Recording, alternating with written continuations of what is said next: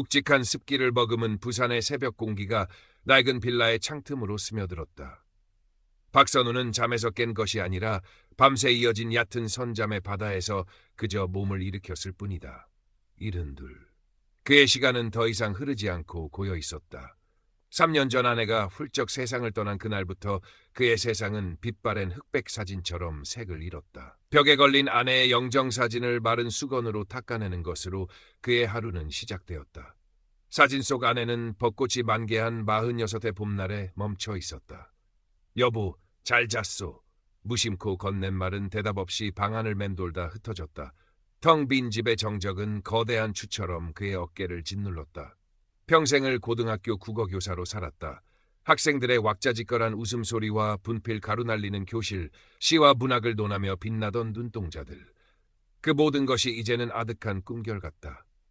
은퇴 후 아내와 함께 조용히 노후를 보내리라 다짐했지만 그 약속은 지켜지지 못했다.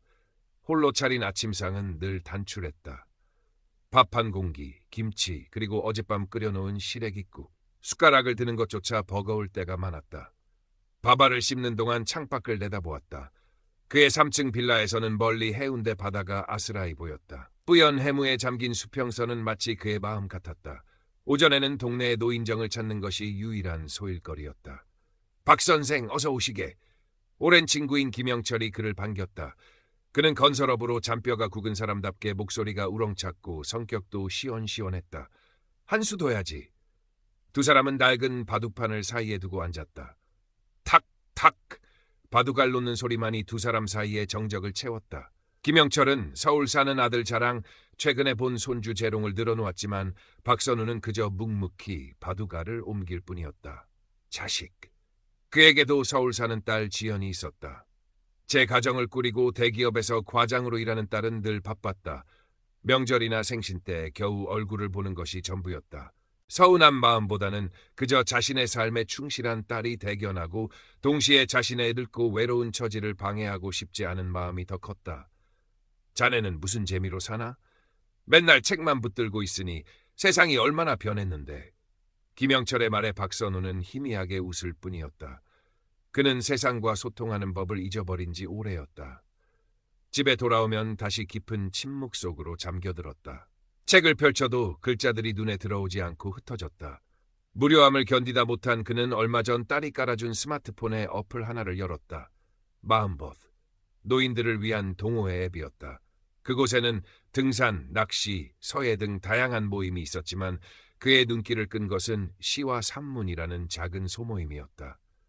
그는 용기를 내어 자신의 낡은 서랍 속에 잠자고 있던 시 한 편을 올렸다. 수십 년 전 아내를 처음 만나 설레는 마음으로 썼던 시였다. 제목, 그리움. 저무는 바다의 외로운 배 하나 내 마음 같아라. 그대라는 항구를 잃고 망망대해를 떠도네 스스로도 쑥스러운 마음에 올리고는 잊어버렸다. 그런데 며칠 후 알림이 울렸다. 그의 게시글에 누군가 댓글을 남긴 것이다. 김민서라는 닉네임이었다. 선생님 시에서 깊은 외로움과 고결함이 느껴지네요. 저무는 바다라는 표현이 꼭 제 마음 같습니다. 짧은 댓글이었지만 박선우의 심장이 쿵 하고 내려앉았다. 누군가 자신의 마음을, 자신의 언어를 알아봐 준 것이다. 수십 년 만에 처음 느끼는 종류의 떨림이었다. 그는 조심스럽게 답글을 달았고 김민서는 곧바로 개인적인 대화를 하고 싶다며 카카오톡 아이디를 남겼다. 그날 밤 박선우는 난생 처음으로 낯선 이와 카카오톡 대화를 나누었다. 프로필 사진 속 그녀는 40대 후반쯤으로 보이는 지적이고 우아한 분위기의 여성이었다. 자신을 홍콩에서 미술품 딜러로 일하는 재미교포라고 소개했다. 선생님 같은 깊이를 가진 분을 여기서 만나게 될 줄은 몰랐어요. 과찬이십니다. 저는 그저 늙은 퇴직교사일 뿐입니다. 아니에요. 선생님의 글에는 연륜과 지성이 묻어나와요. 저는 사업 때문에 늘 사람들을 만나지만 선생님처럼 영혼이 통하는 분은 처음이에요. 대화는 밤늦도록 이어졌다. 그녀는 박선우의 지성에 찬사를 보냈고 그의 외로움을 따뜻하게 위로했다. 박선우는 수십 년간 가슴속에 묻어두었던 이야기들을 봇물 터지듯 쏟아냈다. 교직 시절의 보람, 문학에 대한 열정, 그리고 아내를 향한 사무치는 그리움까지. 그녀는 그의 모든 말에 귀 기울였고 깊이 공감해 주었다. 화면 너머의 그녀는 마치 자신의 영혼의 반쪽이라도 되는 듯했다. 그날 이후 김민서와의 카카오톡 대화는 박선우의 유일한 낙이 되었다. 아침에 눈을 뜨면 그녀의 좋은 아침이에요 선생님이라는 메시지가 와 있었고 잠들기 전까지 시시콜콜한 일상을 나누었다. 그녀는 홍콩의 화려한 야경 사진을 보내주기도 하고 자신이 거래하는 아름다운 그림 사진들을 보여주며 작품에 얽힌 이야기를 들려주었다. 박선우의 흑백 같던 일상에 조금씩 색채가 돌아오기 시작했다. 그는 더 이상 노인정에 나가지 않았다. 김영철에게서 몇 번 전화가 왔지만 몸이 좋지 않다는 핑계를 댔다. 그의 세상은 이제 가로 세로 몇 인치 남짓한 스마트폰 화면 안에 전부 담겨 있었다. 어느 날 그녀가 물었다. 선생님, 혹시 좋아하시는 화가 있으세요? 박선우는 잠시 망설이다가 이중섭 화가를 좋아한다고 말했다. 그의 거칠고 강렬한 필치 속에 담긴 가족에 대한 애틋한 사랑이 늘 가슴을 울렸다고. 역시 선생님은 안목이 높으시네요. 사실 제가 요즘 이중섭 화가의 미공개 드로잉 작품 하나를 거래하고 있어요. 그녀는 하얀 소가 아이들을 이고 가는 모습이 담긴 작은 드로잉 사진을 보내왔다. 단순하지만 힘이 넘치는 선이었다. 정말 귀한 작품이군요. 그렇죠. 왠지 이 그림을 보니 선생님 생각이 났어요. 외롭지만 꿋꿋하게 삶의 무게를 이고 가는 모습이 선생님을 닮았어요. 박선우는 가슴이 뭉클해졌다. 그녀는 정말로 자신을 알아주고 있었다. 몇 주가 더 흘렀다. 두 사람의 감정은 화면 속 글자들을 넘어 점점 더 깊어졌다. 그녀는 박선우를 선생님에서 오빠라고 부르기 시작했고 박선우는 어색해하면서도 싫지 않았다. 그녀는 자신의 아픈 과거를 털어놓았다. 남편의 사업 실패와 배신으로 상처받고 홀로 홍콩으로 건너와 악착같이 일하며 성공했지만 마음 한구석은 늘 허전했다고. 오빠를 만나고 나서야 제 삶의 조각이 맞춰지는 기분이에요. 이제야 제 영혼의 짝을 만난 것 같아요. 박선우의 마른 가슴에 뜨거운 것이 차올랐다. 이 나이에 다시 누군가에게 이런 감정을 느끼게 될 줄은 몰랐다. 그는 그녀의 프로필 사진을 보며 혼자 웃음 짓기도 하고 그녀와의 미래를 상상하기도 했다. 그녀가 한국에 들어오면 함께 바다가 보이는 찻집에 앉아 시를 이야기하고 늙은 손을 잡고 해변을 거니는 모습을. 그러던 어느 날 그녀에게서 다급한 메시지가 왔다. 오빠, 큰일 났어요. 박선우의 심장이 철렁했다. 민서 씨, 무슨 일이요? 제가 한국에 투자할 사업 자금이 있는데 홍콩에서 한국으로 송금하는 과정에서 필리핀 세관에 문제가 생겼어요. 자금 출처 조사를 받아야 한다고 갑자기 모든 돈이 동결됐어요. 그녀는 복잡한 서류 사진 몇 장을 함께 보내왔다. 영어로 된 서류들을 박선우가 해독할 수는 없었지만 상황이 심각하다는 것만은 알 수 있었다. 저런, 그래서 어떻게 해야 하오? 변호사를 선임했는데 일단 급한 대로 통관 수수료를 내야 한대요. 큰 돈은 아니고 100만 원 정도면 된다고 해요. 그런데 제 모든 계좌가 묶여 있어서 지금 당장 돈을 보낼 수가 없어요. 오빠, 정말 미안한데 혹시 이 돈 좀 빌려주실 수 있을까요? 자금만 풀리면 바로 몇 배로 갚을게요. 이건 제 사업에 사활이 걸린 문제예요. 박선우는 잠시 망설였다. 생면부지의 사람에게, 그것도 얼굴 한 번 본 적 없는 사람에게 돈을 보내는 것이 마음에 걸렸다. 하지만 그의 머릿속에는 곧 그녀의 슬퍼할 얼굴과 절박한 목소리가 떠올랐다. 자신이 외면하면 이 여인은 혼자서 이 모든 어려움을 감당해야 한다. 게다가 그녀는 자신의 영혼을 알아봐준 유일한 사람이었다. 그래, 100만 원 정도는 내가 도울 수 있지. 그의 마음속에서 작은 의심의 불씨는 사랑과 연민이라는 강한 바람 앞에 힘없이 꺼져버렸다. 그는 딸이 알려준 인터넷 뱅킹 앱을 열었다. 익숙하지 않은 화면을 몇 번이나 헤매다 그녀가 알려준 낯선 이름의 계좌로 100만 원을 송금했다. 송금 버튼을 누르자 심장이 빠르게 뛰었다. 불안감보다는 그녀를 도왔다는 뿌듯함과 안도감이 더 컸다. 오빠, 정말 고마워요. 이 은혜는 평생 잊지 않을게요. 오빠는 제 생명의 은인이에요. 그녀의 감사 메시지에 박선우는 자신이 아주 중요한 일을 해낸 것 같은 기분이 들었다. 그는 몰랐다. 그것이 거대한 늪으로 빠져드는 첫걸음이었다는 것을. 첫 번째 송금 이후 그녀의 요구는 봇물 터지듯 이어졌다. 며칠 후 그녀는 다시 울먹이는 목소리의 음성 메시지를 보내왔다. 오빠, 변호사가 그러는데 수수료만으로는 안 되겠대요. 세관 담당자를 따로 만나서 급행료를 줘야 일이 빨리 처리된다고 하네요. 300만 원만 더 있으면 될 것 같은데 정말 면목 없어요. 박선우의 통장에는 그만한 여유 자금이 없었다. 그는 잠시 고민했다. 하지만 이미 100만 원을 보낸 터였다.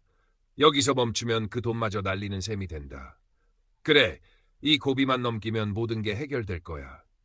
그는 스스로를 합리화하며 수십 년간 꼬박꼬박 부어온 정기예금을 깨기로 마음먹었다. 은행 창구에서 두툼한 서류 뭉치에 도장을 찍으며 그는 창구 직원의 의심 어린 눈초리를 애써 외면했다. 돈을 보내자 김민서는 기쁨에 찬 메시지를 보내왔다. 오빠 덕분에 일이 잘 해결되고 있어요. 이제 거의 다 됐어요. 정말 고마워요, 내 사랑. 내 사랑이라는 말에 박선우의 가슴은 녹아내렸다. 그는 자신의 선택이 옳았다고 굳게 믿었다. 하지만 거의 다 된 일은 결코 끝나지 않았다. 다음은 홍콩 본사에서 보낸 서류에 문제가 생겨 변호사를 추가로 선임해야 한다는 명목으로 500만 원. 그 다음은 필리핀 현지 협력업체 대표의 어머니가 갑자기 쓰러져 병원비가 급하다며 200만 원. 그녀의 이야기는 점점 더 구체적이고 드라마틱해졌다. 그녀는 병실에 누워있는 노파의 사진을 보내오기도 했고, 물론 인터넷에서 도용한 사진이었다. 눈물로 얼룩진 셀카 사진을 보내며 그의 동정심을 자극했다. 박선우의 통장 잔고는 바닥을 드러내기 시작했다. 그는 결국 아내가 남긴 유품에 손을 대기 시작했다. 장롱 깊숙이 보관해두었던 아내의 금반지와 목걸이, 아내의 채취가 묻어있는 듯한 작은 비단 주머니를 열자 그는 차마 그것들을 팔 수가 없어 한참을 망설였다. 여보, 미안하오. 하지만 이건 우리 민서 씨를, 그리고 우리의 미래를 위한 일이오. 그는 눈을 질끈 감고 금은방으로 향했다. 손에 쥔 몇 푼 안 되는 돈은 그의 마음을 더욱 무겁게 짓눌렀다. 그의 생활은 눈에 띄게 변해갔다. 반찬거리를 사러 시장에 가는 횟수가 줄었고 밥상에는 김치와 멀건 국뿐일 때가 많아졌다. 늘 깨끗하게 다려입던 셔츠는 구겨진 채였고 얼굴은 수심으로 가득 차 까칠해졌다. 친구 김영철이 그의 집으로 찾아왔다. 박 선생, 도대체 무슨 일이야? 얼굴이 반쪽이 됐네. 노인정에도 안 나오고. 아, 그냥 몸이 좀 안 좋아서. 박선우는 친구의 눈을 피했다. 김영철은 집안을 둘러보다가 말했다. 자네 사는 게 영? 혹시 무슨 돈 문제라도 있는 거 아니야? 자식들한테 손 벌리기 뭐하면 나한테라도 말해. 아니야. 그런 거 아니네. 내 걱정은 말고 어서 가보게.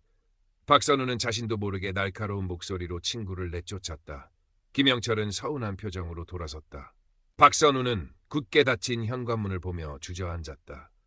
그는 가장 친한 친구마저 속여야 하는 자신의 처지가 비참했다. 하지만 김민서와의 약속을 지켜야 했다. 그녀는 이 사실을 아무에게도 말하지 말아달라고 신신당부했다. 사람들이 알면 자신의 사업에 문제가 생길 수도 있고 자신들의 관계를 오해할 수도 있다면서. 그녀의 말은 그에게 법과도 같았다. 서울의 딸 지연에게서 전화가 걸려왔다. 아빠, 목소리가 왜 그러세요? 어디 편찮으세요? 아니다. 괜찮다. 그냥 감기 기운이 좀 있구나. 그래요. 부산 날씨는 어때요? 제가 이번 주말에 잠깐 내려가 볼까요? 딸이 내려온다는 말에 박선우는 심장이 덜컥했다. 아니다. 아니다. 오지 마라. 나도 주말에 일이 좀 있다. 바쁜데 못하러 오냐. 그는 다급하게 전화를 끊었다. 수학이 넘어 딸의 걱정스러운 목소리를 뒤로 한 채 그는 깊은 죄책감에 빠졌다. 그는 이제 딸의 얼굴을 볼 자신도 없었다. 그는 김민서라는 거대한 비밀 속에 스스로를 가두고 있었다. 그의 통장에 마지막 남은 100여만 원마저 그녀에게 송금했을 때 박선우는 완전히 무일푼이 되었다. 이제 더 이상 내어줄 것이 없었다. 그는 절망적인 심정으로 그녀에게 메시지를 보냈다.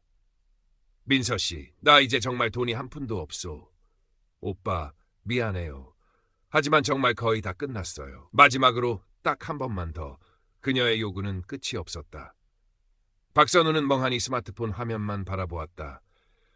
그때 그녀에게서 새로운 제안이 왔다. 오빠, 제가 좋은 방법을 생각해냈어요. 오빠가 지금 사시는 집, 그걸 담보로 대출을 좀 받을 수 없을까요? 5천만 원만 있으면 돼요. 그 돈만 있으면 제가 묶여있는 수십억 원의 투자금을 모두 찾을 수 있어요. 그럼 바로 한국으로 날아가서 오빠 대출금부터 갚고 남은 여생은 오빠 곁에서 행복하게 해드릴게요. 우리 둘만의 예쁜 집도 사고요. 이건 우리 미래를 위한 마지막 투자예요. 아내가 남긴 유일한 보금자리. 이 집까지 담보로 잡히라는 말에 박선우는 정신이 아득해졌다. 이것만은 안 된다고 생각했다. 하지만 그의 머릿속에서는 김민서의 달콤한 속삭임이 메아리쳤다. 수십억 원, 그 돈만 들어오면 모든 게 해결돼. 우리 둘만의 예쁜 집, 행복하게 해드릴게요. 그의 이성은 이미 마비된 지 오래였다. 그는 외로움과 상실감이라는 늪에 발목까지 잠겨 허우적거리고 있었다. 김민서가 내민 것은 썩은 동아줄이었지만 그에게는 유일한 구원의 손길처럼 보였다. 그는 인터넷에서 긴급 당일 대출이라고 적힌 광고를 찾아 전화를 걸었다. 수화기 너머의 남자는 그의 사정을 듣고는 친절하게 대출이 가능하다고 말했다. 다음 날 박선우는 떨리는 손으로 집문서와 인감도장을 챙겨들고 집을 나섰다. 밖은 유난히 날이 좋았다. 눈부신 햇살이 마치 자신의 암담한 현실을 조롱하는 것만 같았다. 대부업체 사무실은 부산의 번화가인 서면의 낡은 상가 건물 5층에 있었다. 어둡고 퀴퀴한 냄새가 나는 복도를 지나자 만 파이낸스라는 작은 간판이 보였다. 문을 열고 들어가자 산처럼 거대한 덩치의 사내가 그를 맞았다. 오셨습니까, 아버님? 사내는 깍듯했지만 그의 눈은 탐욕으로 번들거렸다. 박선우는 그의 앞에 앉아 차가운 가죽 소파의 감촉을 느꼈다. 사내는 그가 내민 서류들을 대충 훑어보더니 미리 준비해둔 듯한 대출 계약서를 내밀었다. 여기에 도장 찍으시면 됩니다. 5천만 원 바로 쏴드립니다. 이자는 뭐 아시죠? 박선우는 계약서의 깨알 같은 글씨들을 읽을 엄두도 내지 못했다. 그는 그저 이 지옥 같은 상황이 빨리 끝나기만을 바랐다. 그는 주머니에서 인감 도장을 꺼냈다. 아내와 함께 이 집을 계약하던 날 행복한 미래를 꿈꾸며 찍었던 바로 그 도장이었다. 도장에 묻은 붉은 인주가 꼭 피처럼 보였다. 그의 손이 파르르 떨렸다. 그가 막 계약서 위로 도장을 내려 찍으려는 순간이었다. 아빠! 사무실 문이 거칠게 열리며 한 여자가 뛰어들어왔다. 그의 딸, 지연이었다. 그녀의 얼굴은 눈물과 땀으로 범벅이 되어 있었다. 네가 여긴 어쩐 일이냐? 박선우는 너무 놀라 말을 더듬었다. 아빠, 지금 여기서 뭐 하시는 거예요? 제정신이세요? 지연은 책상 위에 대출 계약서를 와락 낚아챘다. 5천만 원이라는 숫자와 자신의 집 주소가 적힌 것을 확인한 그녀의 얼굴은 하얗게 질렸다.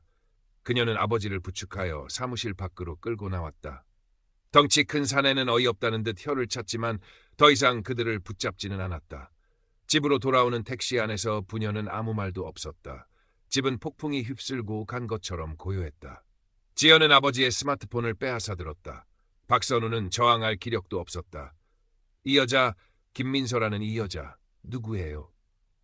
지연은 김민서와의 몇 달치 카카오톡 대화 내역을 빠르게 훑어내렸다. 그녀의 얼굴은 경악과 분노, 그리고 슬픔으로 일그러졌다. 다정한 대화들, 사랑의 속삭임, 그리고 그 사이사이에 끼어있는 수십 건의 송금 요청과 감사 인사들. 그녀는 아버지의 은행 앱에 접속하여 송금 내역을 확인했다. 100만 원, 300만 원, 500만 원. 지난 몇 달간 아버지의 평생 퇴직금과 예예금, 심지어 아내의 유품을 판 돈까지 낯선 계좌들로 모두 흘러 들어간 것이 고스란히 찍혀 있었다. 총액은 1억 원에 가까웠다. 아버지, 어떻게 이러실 수가 있어요? 지연의 절규가 텅 빈 거실을 울렸다. 이건 사기라고요. 전형적인 로맨스 스캠. 뉴스에서 매일 나오는 거, 그걸 어떻게 똑같이 당하세요? 평생을 똑똑하게 사신 분이, 남들 가르치던 분이. 딸의 원망 섞인 외침은 비수처럼 박선우의 가슴에 박혔다. 사기. 그 단어가 그의 귓가를 윙윙거리며 맴돌았다. 그는 자신이 쌓아올린 환상의 성이 한순간에 모래처럼 무너져 내리는 것을 느꼈다. 사랑, 미래, 행복, 그 모든 것이 거짓이었다. 자신은 그저 돈을 노린 사기꾼의 농간에 놀아난 어리석은 늙은이에 불과했다. 수치심과 절망감이 해일처럼 그를 덮쳤다. 그는 아무 말도 하지 못하고 그 자리에 주저앉았다. 그의 세상은 완벽하게 끝났다. 며칠 동안 박선우는 식음을 전폐하고 방 안에 틀어박혔다. 그는 스스로를 용서할 수 없었다. 평생을 교사로서 명예와 자존심을 지키며 살아왔는데 그 모든 것이 한순간에 물거품이 되었다. 아내가 남겨준 소중한 유산과 추억을 제 손으로 내다버린 죄책감에 그는 숨을 쉴 수조차 없었다. 죽고 싶었다. 이 모든 수치와 고통을 끝내고 싶었다. 지연은 그런 아버지를 차마 혼자 둘 수 없어 회사에 휴가를 내고 곁을 지켰다. 그녀는 처음에 분노와 원망을 거두고 아버지의 텅 빈 눈동자에서 깊은 외로움을 읽었다. 그녀는 그동안 아버지에게 너무 무심했다는 사실을 깨달았다. 바쁘다는 핑계로 1년에 몇 번 찾아뵙는 것이 전부였고 전화통화도 늘 용건만 간단히 하는 시기였다. 아버지의 마음속에 얼마나 큰 구멍이 뚫려 있었는지 그녀는 알지 못했다. 아빠, 제발 이렇게 무너지시면 안 돼요. 지연은 아버지의 마른 손을 잡고 울었다. 제가 다 잘못했어요. 아빠 외롭게 해드려서 죄송해요. 그러니까 제발 기운 차리세요. 네? 딸의 진심 어린 눈물에 박선우의 얼어붙었던 마음이 조금씩 녹아내렸다. 그는 자신이 혼자가 아니라는 사실을 깨달았다. 친구 김영철도 소식을 듣고 한달음에 달려왔다. 그는 박선우의 등을 두드리며 말했다. 이 사람아, 뭘 잘했다고 끙끙 앓고만 있어. 사기친 그놈이 나쁜 놈이지. 당한 자네가 왜 죄인이야. 당장 일어나서 경찰서부터 가세. 그리고 밥부터 먹어. 사람이 밥심으로 사는 거야. 친구의 투박하지만 따뜻한 위로에 박선우는 결국 참았던 눈물을 터뜨렸다. 그는 어린아이처럼 한참을 소리내어 울었다. 다음 날 박선우는 지연과 김영철의 부축을 받으며 경찰서 민원실로 향했다. 차갑고 사무적인 공기 속에서 그는 떨리는 손으로 진술서를 작성했다. 김민서라는 이름과 가짜 프로필 사진, 그리고 수십 개의 대포통장 계좌번호가 전부였다. 젊은 경찰은 그의 진술을 들으며 안타까운 표정을 지었다. 아버님, 이런 로맨스 스캠은 대부분 해외에 서버를 둔 전문 조직이라 범인을 잡기도 어렵고 돈을 되찾을 가능성은 거의 없다고 보셔야 합니다. 예상했던 대답이었지만 박선우의 가슴은 다시 한번 무너져 내렸다. 그는 경찰서를 나오며 허탈하게 웃었다. 그는 돈뿐만 아니라 자신의 지난 몇 달의 시간과 감정, 그리고 남은 인생의 자존심마저 송두리째 사기당한 것이다. 집으로 돌아온 박선우는 김민서와의 카카오톡 대화방을 열었다. 마지막 메시지는 며칠 전 그가 보낸 민서 씨, 정말 미안하오. 이제 정말 방법이 없소라는 말에 멈춰 있었다. 그는 대화방 나가기 버튼을 눌렀다. 수천 개의 메시지와 사진, 사랑의 속삭임들이 한순간에 그의 스마트폰에서 사라졌다. 마치 한바탕 꾼 악몽처럼. 시간이 약이라는 말은 더디게 실현되었다. 박선우는 여전히 밤마다 잠을 설쳤고 문득문득 밀려오는 수치심에 괴로워했다. 하지만 그는 더 이상 혼자가 아니었다. 지연은 주말마다 부산으로 내려와 아버지와 함께 시간을 보냈다. 함께 시장에 가서 장을 보고 예전처럼 아버지가 좋아하는 생선구이를 만들어 주었다. 부녀는 그동안 못했던 이야기들을 나누며 서서히 서로의 상처를 보듬었다. 김영철은 매일같이 그를 찾아와 바둑을 두자고 졸랐다. 박선우는 마지못해 바둑판 앞에 앉았지만 예전처럼 집중할 수는 없었다. 하지만 친구가 곁에 있다는 사실만으로도 큰 위안이 되었다. 그러던 어느 날 지연이 조심스럽게 서류 봉투 하나를 내밀었다. 아빠, 이거 한번 가보시는 거 어때요? 그것은 금융사기 피해자 지원센터에서 운영하는 심리상담 및 자조 모임 안내문이었다. 저 같은 늙은이가 그런 데를 뭐하러. 박선우는 손사래를 쳤다. 자신의 어리석음을 다른 사람들 앞에서 드러낼 용기가 없었다. 아빠만 그런 게 아니래요. 젊은 사람도 똑똑한 사람도 많이 당한대요. 혼자 끙끙 앓는 것보다 같은 아픔을 가진 사람들하고 이야기 나누는 게 도움이 될 거래요. 딸의 간곡한 설득에 박선우는 결국 무거운 발걸음을 옮겼다. 지원센터는 시내의 한적한 곳에 위치해 있었다. 작은 상담실에 모인 10명 남짓한 사람들의 얼굴에는 그와 같은 그늘이 드리워져 있었다. 젊은 여성, 중년의 사업가, 평범한 주부까지. 모두 각기 다른 사연을 가지고 있었지만 그들의 눈에는 똑같은 상처와 배신감이 어려 있었다. 상담사의 진행에 따라 한 사람씩 자신의 이야기를 꺼내놓기 시작했다. 투자를 미끼로 한 사기, 자녀를 납치했다는 보이스피싱, 그리고 그와 같은 로맨스 스캔까지. 그는 다른 사람들의 이야기를 들으며 이것이 단지 자신의 어리석음 때문만은 아니라는 것을 어렴풋이 깨달았다. 그것은 인간의 가장 연약한 부분을 파고드는 교활하고 조직적인 범죄였다. 모두의 이야기가 끝나고 상담사가 그에게 물었다. 박선우 선생님께서도 혹시 해주실 이야기가 있으신가요? 모든 시선이 그에게로 쏠렸다. 그는 입이 떨어지지 않았다. 한참을 망설이던 그는 마침내 떨리는 목소리로 입을 열었다. 저는 교사였습니다. 그 한마디를 내뱉자 그의 목을 짓누르던 무언가가 터져나왔다. 그는 처음으로 낯선 사람들 앞에서 자신의 모든 이야기를 털어놓았다. 외로움, 김민서를 만나 느꼈던 설렘, 의심과 자기 합리화, 그리고 모든 것을 잃었을 때의 절망감까지. 이야기를 하는 동안 몇 번이나 눈물이 흘렀지만 그는 말을 멈추지 않았다. 이야기가 끝났을 때 아무도 그를 비난하거나 동정하지 않았다. 그들은 그저 조용히 고개를 끄덕이며 그의 아픔에 공감해줄 뿐이었다. 그는 그 순간 깨달았다. 수치심은 혼자일 때 자라나는 독버섯과 같다는 것을. 함께 이야기하고 서로의 상처를 비춰볼 때 비로소 치유가 시작된다는 것을. 모임이 끝나고 밖으로 나오자 어느새 해가 저물고 있었다. 박선우는 오랜만에 부산의 저녁 노을을 제대로 마주 보았다. 하늘은 붉게 타오르고 있었지만 그 빛은 더 이상 그를 조롱하는 것 같지 않았다. 그것은 마치 힘든 하루를 보낸 그를 위로해주는 따뜻한 온기 같았다. 그날 이후 박선우의 삶은 아주 조금씩 하지만 분명히 달라지기 시작했다.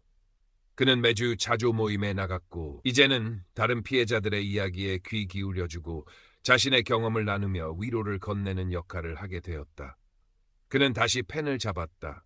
이번에는 사랑시가 아닌 자신의 아픔과 상처 그리고 희미한 희망에 대한 글을 썼다. 그의 글은 지원센터 소식지에 실렸고 비슷한 아픔을 가진 많은 이들에게 작은 울림을 주었다. 그는 잃어버린 돈을 되찾을 수는 없었다. 사기꾼이 잡혔다는 소식도 들려오지 않았다. 하지만 그는 돈보다 더 중요한 것을 되찾고 있었다. 그것은 바로 자기 자신에 대한 존중과 남은 삶을 살아갈 용기였다.